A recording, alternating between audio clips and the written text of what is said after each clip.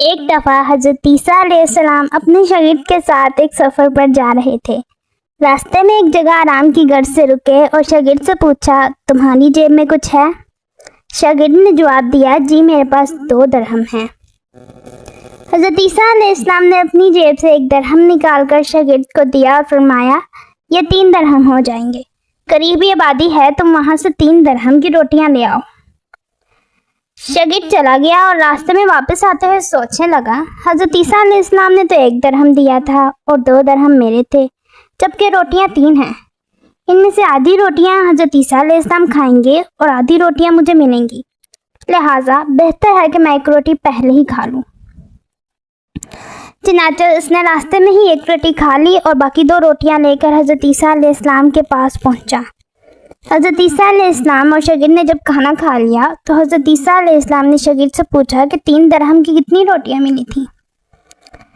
شاگرد نے جواب دیا، اے اللہ کے نبی، 2 روٹیاں ملی تھیں، ایک آپ نے کھائی اور ایک میں نے کھائی۔ حضرت عیسیٰ علیہ السلام خاموش ہو گئے۔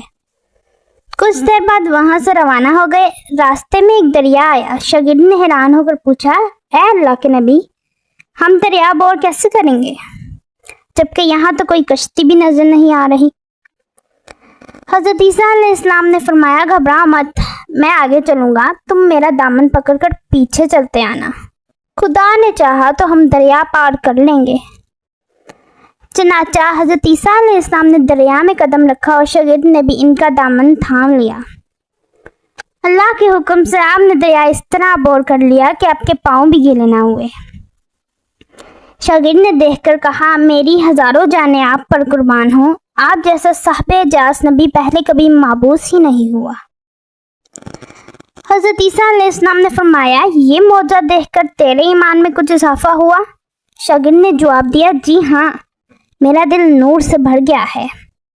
پھر حضرت عیسیٰ علیہ السلام نے فرمایا، اگر تمہارا دل نورانی ہو چکا ہے تو بتاؤ روٹیاں کتنی تھیں؟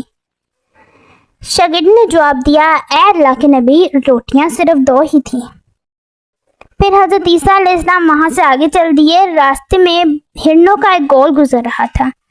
حضرت عیسیٰ علیہ السلام نے ایک ہرن کو اشارہ کیا تو وہ آپ کے پاس چلا آیا۔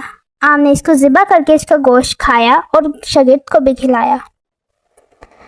جب دونوں گوشت کھا چکے تو حضرت عیسیٰ علیہ السلام نے اس کی کھال پر ٹھوکر مار کر کہا کہ اللہ کے حکم سے زندہ ہو جا۔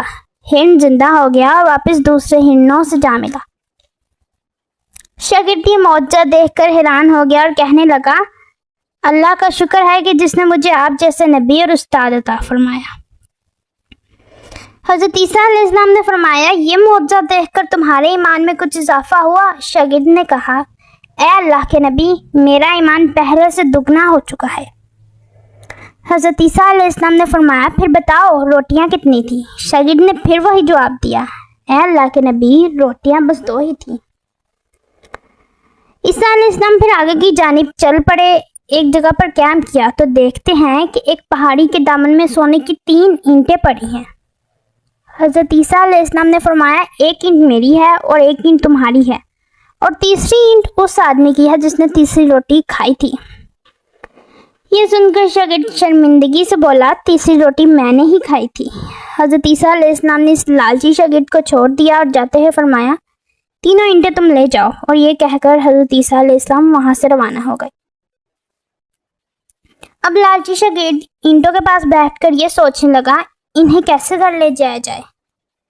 اس دوران کچھ ڈاکوؤں کا وہاں سے گزر ہوا۔ انہوں نے جب دیکھا کہ ایک شخص کے پاس سونے کی 3 اینٹیں ہیں تو انہوں نے اسے قتل کر دیا اور آپس میں کہنے لگے کہ اینٹیں 3 ہیں اور ہم بھی 3 ہیں، لہٰذا ہر ایک شخص کے حصے میں 1 اینٹ آئے گی۔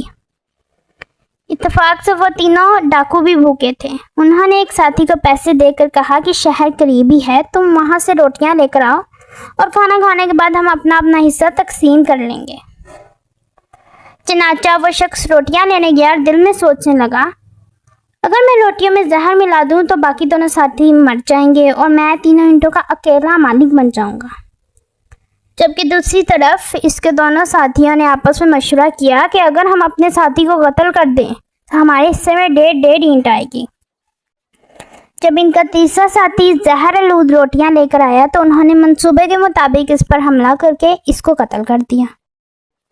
قتل کرنے کے بعد انہوں نے خوشی میں سوچا کہ اب کھانا کھا لیں، ہمیں کھانا بھی زیادہ مل گیا اور سونا بھی۔ پھر جب انہوں نے روٹیاں کھائیں تو وہ دونوں بھی زہر کی وجہ سے وہیں مر گئے۔ پھر جب واپسی پر حضرت عیسیٰ علیہ السلام اس راستے سے گزرے تو دیکھا کہ اینٹیں ویسی کی ویسی رکھی ہیں، جبکہ پاس 4 لاشیں پڑی ہیں۔ آپ نے یہ دیکھ کر ٹھنڈی سانس پلی اور پھر فرمایا، دنیا اپنے چاہنے والوں کے ساتھ یہی سلوک کرتی ہے۔